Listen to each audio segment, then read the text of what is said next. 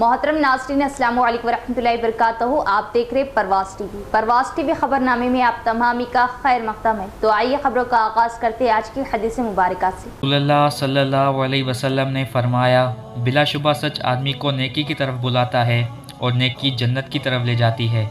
और एक शख्स सच बोलता रहता है यहाँ तक कि वो सिद्दीक़ का लक़ब और मर्तबा हासिल कर लेता है। और बिलाशुबा झूठ बुराई की तरफ ले जाता है और बुराई जहन्नम की तरफ। और एक शख्स झूठ बोलता रहता है यहाँ तक कि वो अल्लाह के यहाँ बहुत झूठा लिख दिया जाता है। आगाज़ से कबल एक नज़र डालेंगे आज की सुर्खियों पर।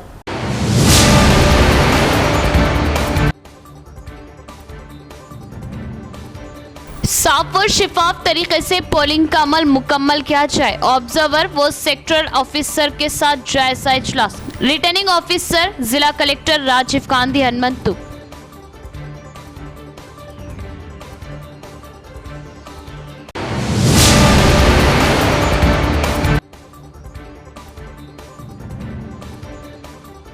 अदालती हिरासत में एमएलसी के कविता की 14 मई तक तौसीब। एमएलसी के कविता की जमानत मंजूर न होने पर भई खवाहों में मायूसी।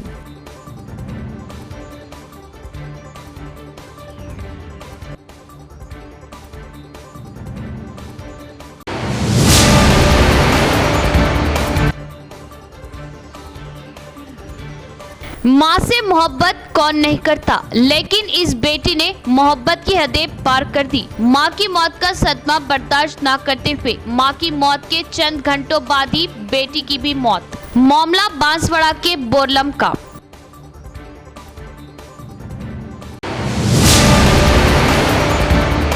अब खबरें तफसील से। पोलिंग के अमल को हमवार बनाने की कोशिश की जाए। तरबियती क्लासेस में ऑब्जर्वर सेक्टर ऑफिसर को रिटर्निंग ऑफिसर व जिला कलेक्टर राजीव गांधी हनुमंतु का मशवरा।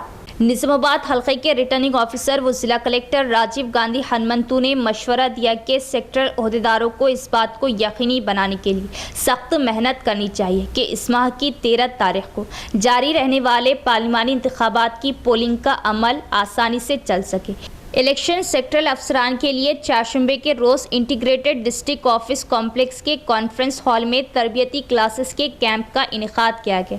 इंतखाबात के जनरल मुबस्सिर एल.एस. वेजर ने तरबियती क्लासों के लिए कई तजावीज़ दी। इस मौके पर कलेक्टर राजीव गांधी हनुमंतु ने सेक्टरल अफसरान की तरफ से अंजाम दिए जाने वाले फ़राइज़ और पोलिंग के अमल के सिलसिले में जांचने वाले मामलात के बारे में मुकम्मल मालूमात फराहम की। उन्होंने इस बात को यकीनी बनाने की ख्वाहिश का इजहार किया कि वोटर्स पुरअमन माहौल में पोलिंग के अमल में किसी रुकावट के बगैर अपने हक राय दही का इस्तेमाल करें। फराइज को इस एहसास के साथ हल्का ना लिया जाए कि हमने अब तक वही जिम्मेदारियां निभाई हैं और हर पहलू का वाज़े इदराक होना चाहिए। कलेक्टर ने इंतबाह दिया कि अगर किसी ने फराइज में गफलत का मुजाहरा किया तो जिम्मेदारों के खिलाफ सख्त कार्रवाई की जाएगी। मुश्किल और सबसे ज़्यादा मसाइल वाले पोलिंग मराकज़ की निशानदही की जाए और उनकी मालूमात फ्राहम की जाए। उन्होंने कहा कि ख़ास तौर पर ईवीएम के मामले में वो बहुत चौकस रहें और हर तरह की एहतियाती तदाबीर इख्तियार करें और क़वानीन पर सख्ती से अमल करें।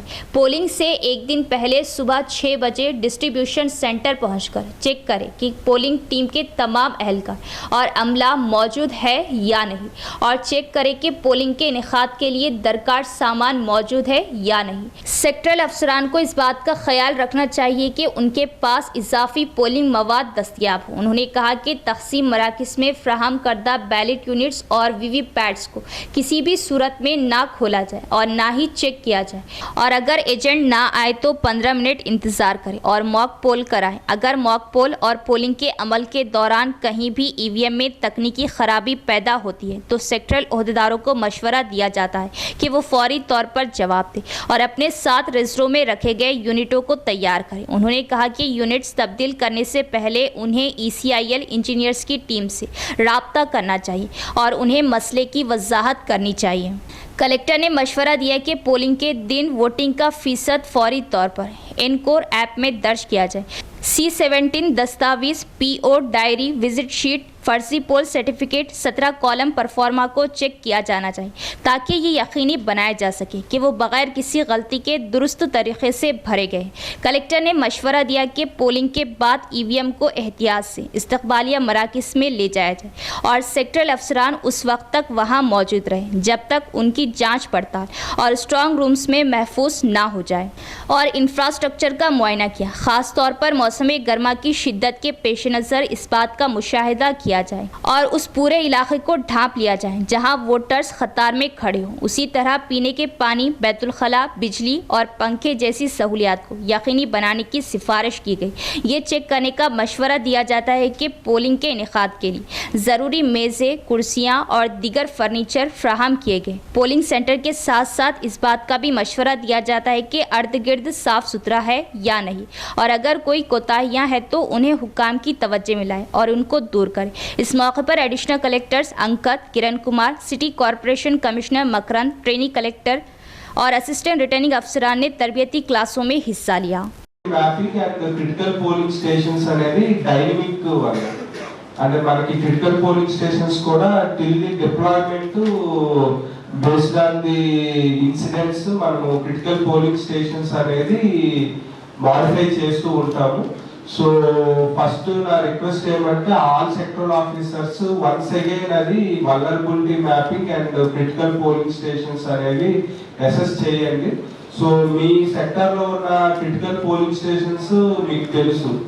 సో అంటే ఏదైనా ఇంకా కొన్ని క్రిటికల్ పోలింగ్ స్టేషన్స్ యాడ్ చేయాలి ఆర్ మోడిఫై చేయాలి అనుకుంటే మీరు అది మీ ఏఆర్ఓస్కి ఇన్ఫార్మ్ చేయండి. సో వల్నరబిలిటీ అంటే మనకి ఇప్పుడు రీసెంట్గా last 1 month 1.5 month after announcement ఏమైనా ఇన్సిడెంట్స్ ఆ పోలింగ్ స్టేషన్ లిమిట్స్లో ఏమైనా ఇన్సిడెంట్స్ రిపోర్ట్ అయినా కానీ సో ఏం అక్కడ లోకల్ ఫీడ్బ్యాక్ బేస్ చేసుకొని ఏమైనా మీకు డౌట్స్ ఉన్నా కూడా స్టిల్ ఇప్పుడైనా మీరు వల్నరబిలిటీలో ఇంక్లూడ్ చేయొచ్చు. సో అది వల్నరబిలిటీ మ్యాపింగ్ ఒకటి, నెక్స్ట్ క్రిటికల్ పోలింగ్ స్టేషన్స్ది ఒకసారి రీవిజిట్ చేయండి. సో నెక్స్ట్ది మీకు booklets 4-5 general points I just want to share with you. That SOP for last 72 hours till the counting का sector officer portion है. So ECA instruction का that booklet 64 page booklet वहाँ sector officer का instructions है. So please read it, go through it thoroughly. Is whatever told by the returning officer, it is there.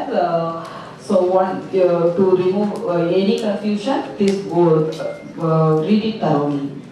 And then you are starting the work today.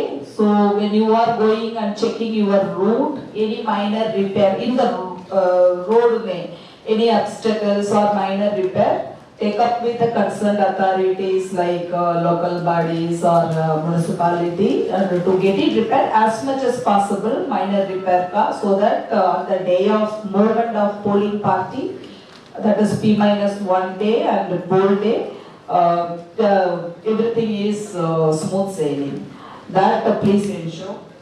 And the contact numbers on the date of on the day of distribution, you should have a contact number of your polling parties in each polling station, that is especially presiding officer obviously, and micro observer and control room number, and also the webcasting team ka number. All these numbers are available with you. Once I hope you will be all already. साबिक़ा chief minister KCR ने पद्मशाली की फलाह व बहबूद को अहमियत दी। पद्मशाली आत्मीय सम्मेलनम के इनेकाद से BRS MP उम्मीदवार बाजिरेड्डी गोवर्धन का खिताब। निजामाबाद जिला हेडक्वार्टर विनायक नगर में एक प्राइवेट फंक्शन हॉल में साबिक़ एमएलए बीगाला गणेश गुप्ता की क़ियादत में पद्मशाली आत्मीय सम्मेलनम का इनेकाद किया गया। बीआरएस पार्टी एमपी उम्मीदवार बाजिरेड्डी गोवर्धन ने इस प्रोग्राम में बतौर मेहमान खुसूसी शिरकत की।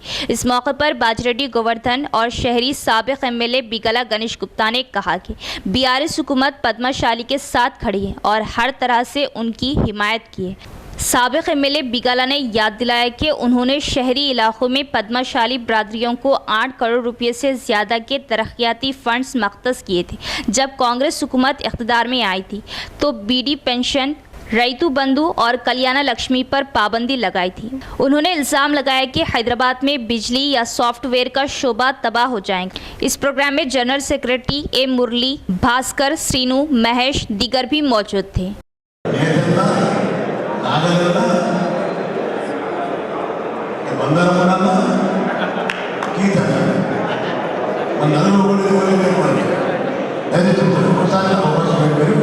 మరి మా అన్నగానే మనవిస్తున్నాను.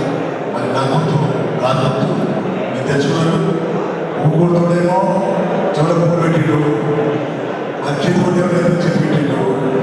నేను కాదు చెప్పగానే ధన్యవాదాలు. Thank you very much. నా గుర్తుకే జై కేసీఆర్, జై ప్రొఫెసర్. టైం మరి మరి ఇప్పుడే ఏదన్నా నాగలన్నా బంగారమ్మన్నా గీత మన నలుగురు దయచేసి ఒకసారి అవకాశం పెట్టారు. మరి మా అన్నగానే మనవిస్తున్నాను. మరి నా గుర్తు కాదు మీరు తెచ్చుకున్నారు. ఊగుడుతోనేమో చెవులకు పెట్టిండు, మరి చేతికుంటే చెప్పి పెట్టిండు. నేను కాదు చెప్పగానే ధన్యవాదాలు. Thank you very much.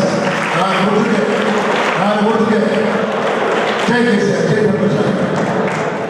Congress के दौरे हुकूमत में किसान खुश, क्योंकि रियासती हुकूमत ने रैतु भरोसा स्कीम के जरिए किसानों के खातों में रकम जमा कराई, जिस पर किसानों ने सीएम से इजहार तशक्कुर किया।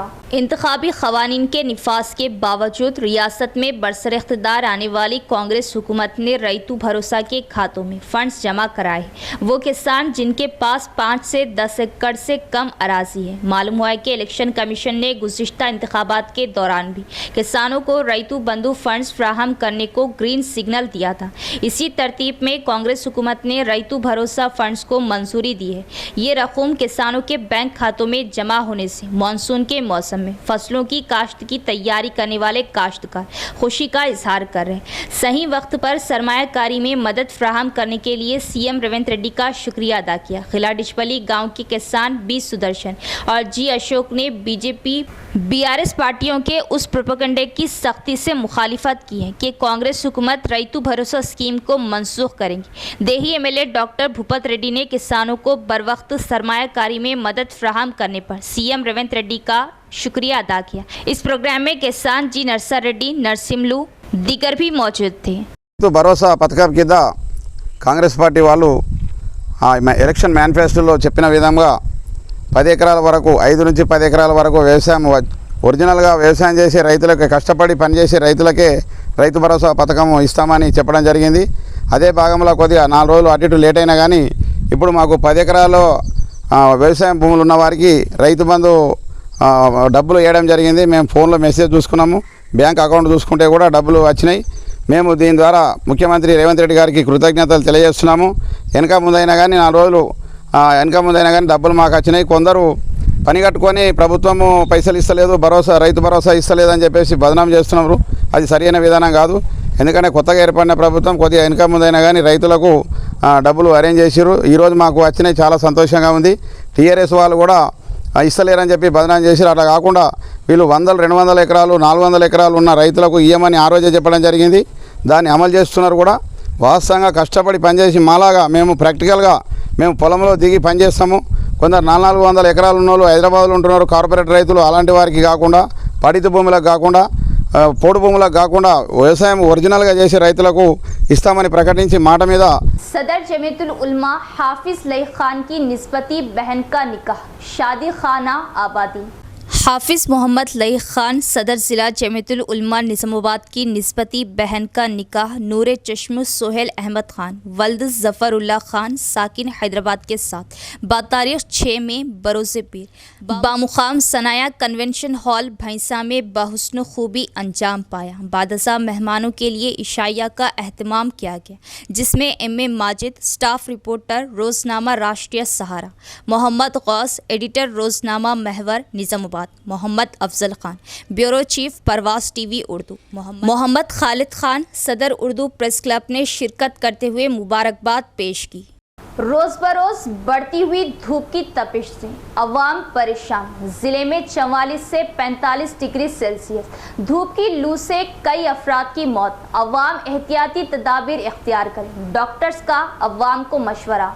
ज़िले मरकज़ के बुनियादी मरकज़ सेहत में डॉक्टर की हिदायत पर सेहत कारकुनों और आशा वर्कर्स के लिए सूरज की रोशनी की शिद्दत पर एक जायज़ा मीटिंग का इनेकाद किया गया। बाद में इस बेदारी के हिस्से के तौर पर धूप की लू की रोकथाम से मुताल्लिक़ किताबचे इंदौर मदरहुड हॉस्पिटल निज़ामाबाद और आरोग्य चैतन्य वेदिका के मुश्तरिका आओ धूप से जलने से बचे और एहतियाती तदाबीर इख्तियार करे के नारे के साथ जारी किए गए। इस मौके पर आरोग्य चैतन्य वेदिका की कन्वीनर के रविंदर ने कहा कि मौजूदा हालात में सूरज 44 से 45 डिग्री सेल्सियस है और अवाम को होशियार रहने का मशवरा दिया। उम्मीद है कि हेल्थ वर्कर्स ये किताबचे देही इलाकों में तकसीम करें और सनबर्न से बचाव के बारे में आगाही पैदा करें। और डॉक्टर शाइस्ता फिरदौस ने इस मौके पर कहा कि डॉक्टर को मशवरा दिया जाता है कि वह सफ़ेद सूती कपड़े पहने, पानी मशरूबात काफ़ी मकदार में पिए। धूप की लू से मुतासिर होने वालों को फौरी तौर पर करीबी सेहत मरकज़ में सरकारी अस्पताल ले जाया जाए। इस मौके पर सुपरवाइज़र हेल्थ वर्कर्स और आशा वर्कर्स ने इस प्रोग्राम में हिस्सा लिया। MLC के कविता की जमानत मंजूर ना होने पर बही खवाहों में मायूसी। कानून साज कौंसिल की रुकन के कविता को जुडिशल रिमांड में मज़ीद इजाफा करते हुए 14 मई तक तिहाड़ जेल में रखा गया है। वाज़े रहे दिल्ली लिकर स्कैम में गिरफ्तार के कविता की जुडिशल रिमांड ख़त्म होने पर रावस एवेन्यू कोर्ट ने के कविता को पेश करने पर अदालत में उनके रिमांड में 14 मई तक इजाफा किया गया और मज़ीद 1 हफ्ते तक उन्हें तिहाड़ जेल में रहना पड़ेगा। इस मौके पर के कविता ने सहाफ़ियों को बताया कि धांधलियां करने वालों को खुला छोड़ दिया गया और हम जैसों को गिरफ्तार कर लिया गया। मुल्क की अवाम इस बात को सख्ती से नोट लेने की ख्वाहिश की। MLC के कविता की जमानत मंजूर ना होने से उनके बही ख्वाहों में मायूसी का इजहार किया जा रहा। ప్రజ్వల్ రేవన్న లాంటి వాళ్ళని వదిలేసి వాళ్ళని దేశం దాటించి వాళ్ళంటి వాళ్ళని అరెస్ట్ చేయడం చాలా అన్యాయం। ఈ విషయం అంతా గమనించాలని కోరుతా ఉన్నాను। कांग्रेस हुकूमत मुल्क को तकसीम करना चाहती है। अवाम मोदी को वोट देकर तीसरी बार वज़ीर आज़म बनाए। अर्बन MLA धनपाल सूर्य नारायण गुप्ता का बयान।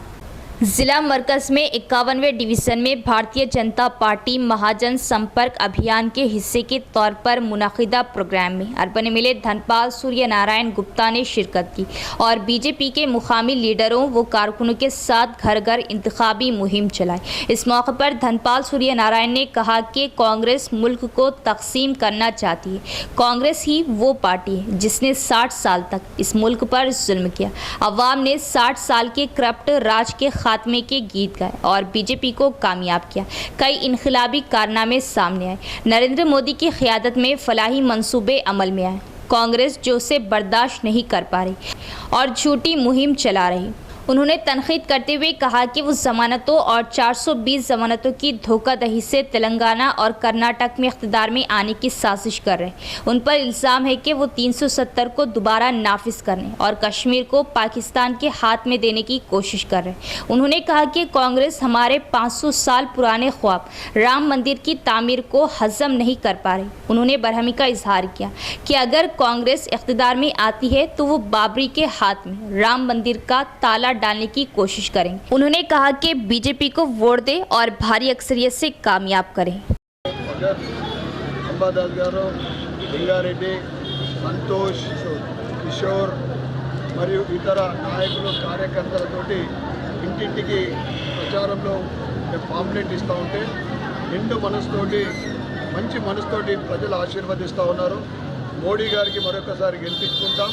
ఏదైతే తెలంగాణలో ఈ కాంగ్రెస్ ప్రభుత్వం అబద్ధపు హామీలు, అమలు కాని హామీలు, 6 గ్యారెంటీలు 420 హామీలు, 6 గ్యారెంటీలు 420 హామీలతోటి గద్దెనెక్కిన ఈ కాంగ్రెస్ ఇప్పటిదాకా ఒకటి అమలు చేయలేదు. భారతీయ జనతా పార్టీ తెలంగాణలో అత్యధిక స్థానాలు గెలుచుకుంటూ ఉంది. రోజు రోజుకు పటిష్టమవుతూ ఉంటే తట్టుకోలేక మోడీ గారి గురించి మాట్లాడుతుంది. మోడీ గారి గురించి మాట్లాడే నోటుకు దొంగ, నోటుకు ఓటు ఏ రేవంత్ రెడ్డి మోడీ గురించి మాట్లాడే అర్హత ఉన్న వ్యక్తి. మోడీ కరప్షన్ కింగ్ అంటాడు. కరప్షన్ అంటేనే కాంగ్రెస్ నుంచి పుట్టింది. అవినీతి పోస్ట్ కార్డ్ అడ్రస్ చేస్తే కాంగ్రెస్ రెడ్డికి పోతుంది. ఇక 400 పార్ భారతీయ జనతా పార్టీ అంటున్నది రిజర్వేషన్లు తీసేస్తుందని, లేకుంటే రాజ్యాంగాన్ని మారుస్తుందని అబద్ధపు హామీలు. బీసీల గురించి ఓబీసీల గురించి మాట్లాడతారు. అంటే ఓబీసీలకు అన్యాయం చేసింది అప్పటి టీఆర్ఎస్ గవర్నమెంట్ 10 సంవత్సరాల నుండి టీఆర్ఎస్ ప్రభుత్వము. ఇప్పుడు మీరు పచ్చిగా మోసం చేస్తూ ఉన్నారు ఓబీసీలకు. ఎందుకంటే 52% ఉన్న బీసీలకు మొన్న బడ్జెట్లో 7,000 माँ से मोहब्बत कौन नहीं करता, लेकिन इस बेटी ने मोहब्बत की हदें पार कर दी और माँ का साथ छोड़ना गवारा ना किया और आखिरी सफर पर भी माँ के साथ निकल पड़ी। माँ की मौत का सदमा बर्दाश्त ना करती थी बेटी की भी चंद घंटों में मौत। आइए तफसील देखते हैं। कामारेड्डी जिले के बोरलम की रहने वाली ज़ईफ खातून छोटी बी, जो गुज़िश्ता कुछ अरसे से अपनी बेटी रसिया बेगम 45 साल के साथ बांसवाड़ा के संगमेश्वर कॉलोनी में अपनी ज़िंदगी बसर कर रही थी। छोटी बी नामी इस ज़ईफ खातून को 3 लड़कियां और 1 लड़का है। उनकी बेटी रसिया बेगम, जिसकी उम्र 45 साल बताई, अपनी मां के साथ रहते हुए मां की खिदमत करती थी और उसने शादी भी नहीं की थी। छोटी बी ज़ईफ उम्र में अचानक तबीयत ख़राब होने पर इंतकाल कर गई। मां की मौत की खबर ने बेटी रसिया बेगम को बुरी तरह सदमे में डाल दिया और मां की मौत का सदमा बर्दाश्त ना करते हुए मां की मौत के कुछ घंटों बाद ही बेटी का भी इंतकाल हो गया। मां से मोहब्बत कौन नहीं करता, लेकिन इस बेटी ने मोहब्बत की हदें पार कर दी और माँ का साथ छोड़ना गवारा ना किया और आखिरी सफ़र पर भी माँ के साथ निकल पड़ी। माँ और बेटी की नमाज जनाजा और तदफीन उनके आबाई वतन बोरलम में की गई और इस मौके पर कई आंखें अश्कबार हो गई। तमाम तबकात की फलाह व बहबूद के लिए बेमिसाल काम करने वाली जमात कांग्रेस है। अवाम कांग्रेस के उम्मीदवार जीवन रेड्डी को अपना कीमती वोट देकर भारी अक्सरियत से कामयाब करे, जिनका इम्तियाजी निशान हाथ है। झूठे और नफरत के सौदागर्दों को शिकस्त दे। कांग्रेस के हरकियाती कायद एम.ए. खदीर का बयान। 29वें डिवीज़न मुजाहिद नगर में एम.ए. खदीर की कांग्रेस के हक में घर घर इंतखाबी मुहिम जोरों पर। शहर के 29वें डिवीज़न मुजाहिद नगर में कांग्रेस के हरकियाती कायद एम.ए. खदीर की जानिब से कांग्रेस एमपी उम्मीदवार जीवन रेड्डी के हक में इंतखाबी मुहिम ज़ोरों से जारी है। एम.ए. खदीर ने अपने साथियों, जिनमें अब्दुल अली, मोहम्मद फ़हीम, शकील खान, मोहम्मद असद, मोहम्मद इरफान, मोहम्मद इमरान व दीगर शामिल है, ने घर घर और दुकानात पहुंचकर आवाम से मुलाकातें की और कांग्रेस की जानिब से पेश किए गए इंतखाबी मंशूर को अवाम में ले जाते हुए अवाम से अपील की कि वो कांग्रेस के उम्मीदवार जीवन रेड्डी को भारी अक्सरियत से कामयाब करें और राहुल गांधी के हाथों को मजबूत करें और बताया कि फ़िरका परस्ती का खात्मा और मोहब्बत का माहौल सिर्फ कांग्रेस से ही मुमकिन है। ये मुल्क नाथुराम गोडसे का नहीं है, ये मुल्क आतंकवादी नाथुराम गोडसे का नहीं है, आरएसएस का नहीं है। इस मुल्क में वही चलेगा जो बाबा साहब भीमराव अम्बेडकर ने कानून बनाया था। संविधान को बदलने की कोशिश की जा रही है फ़िरका परस्त पार्टियों की तरफ से। अगर इस मुल्क को बचाना है तो सेकुलर पार्टी को लाना ज़रूरी है। सेकुलर पार्टी को लाने के लिए हमको राहुल गांधी साहब के हाथ को मजबूत करना है। राहुल गांधी साहब के हाथ को मजबूत करने के लिए जीवन रेड्डी साहब को वोट डालना जरूरी है। जीवन रेड्डी साहब अगर इलेक्शन जीतेंगी तो 1 सीट निजामाबाद से बढ़ती जाएगी। ऐसे हर मुल्क से ऐसे सीट आ जाएंगी तो राहुल गांधी साहब आगे चल के प्राइम मिनिस्टर बनेंगे। अगर वो प्राइम मिनिस्टर बनेंगे तो हमारे हाथ में बेहतर रहेंगे। अगर बीजेपी आएंगी तो फिर फ़िरका परस्ती बढ़ेंगी, CAA लाएंगे, NRC लाएंगे, बहुत कुछ लाएंगे, मुस्लिम पर्सन लॉ हटा देंगे, एक साथ सिविल कोड लाते बोले। अब ये सब हमारे हाथ में है, मुसलमानों के हाथ में कुछ भी नहीं है। वोट एक ऐसा हथियार है मुसलमानों के पास जिससे हम मुल्क को सेकुलर पार्टी को ये कर सकते हैं, फिरका परस्त पार्टी को इस मुल्क से हटा सकते हैं। इसीलिए मेरी आप सबसे अदबन गुजारिश है कि कांग्रेस पार्टी के हक में वोट दीजिए।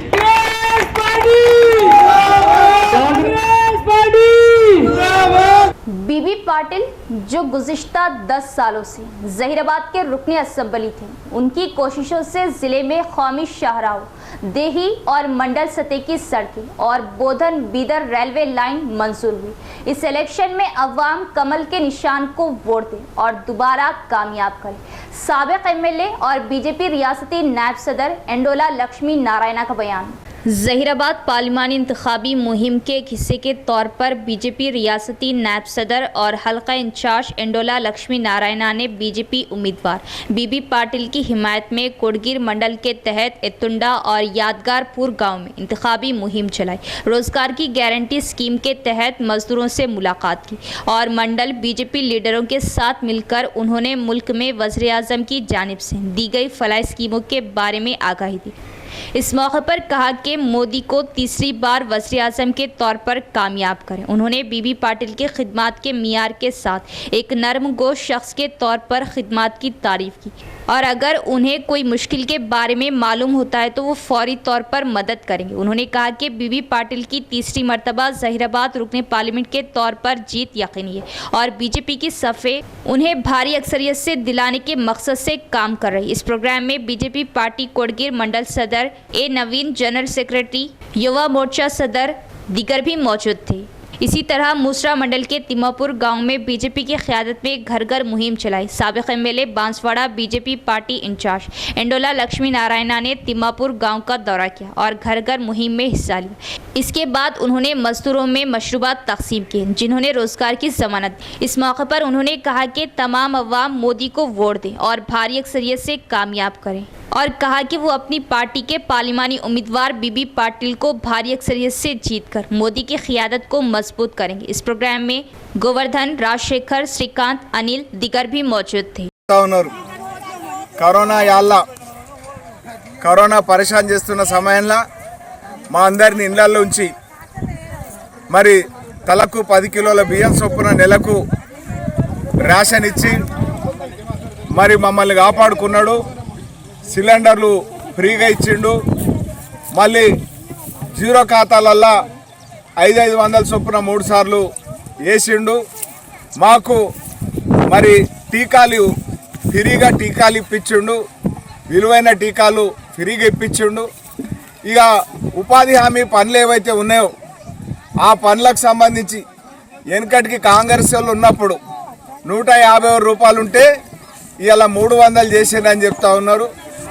మరి అంతేకాకుండా అడ్ల ధర కాంగ్రెస్ సర్కారు ఉన్నప్పుడు 1310 రూపాయలు ఉంటే అడ్ల ధర 2203 రూపాయలు అయింది ఇప్పుడు। మరి इख्तिताम से कबल एक नजर डालेंगे आज की सुर्खियों पर।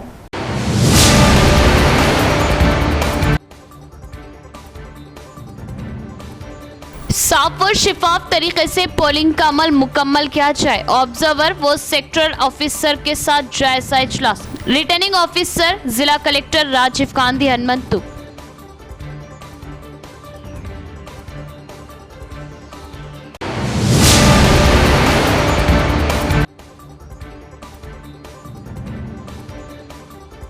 अदालती हिरासत में एमएलसी के कविता की 14 मई तक तौसीब। एमएलसी के कविता की जमानत मंजूर न होने पर भई खवाहों में मायूसी।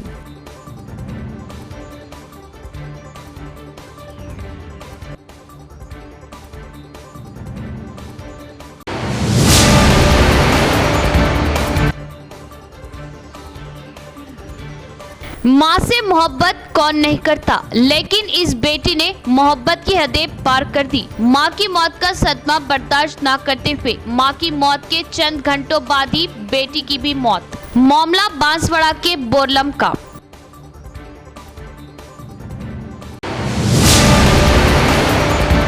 तो ये थी खबरों की तफसील। इंशाअल्लाह मज़ीद खबरों के साथ फिर मुलाकात होगी। तब तक देखते रहे परवाज़ टीवी। अब दे इजाज़त, अल्लाह हाफिज़।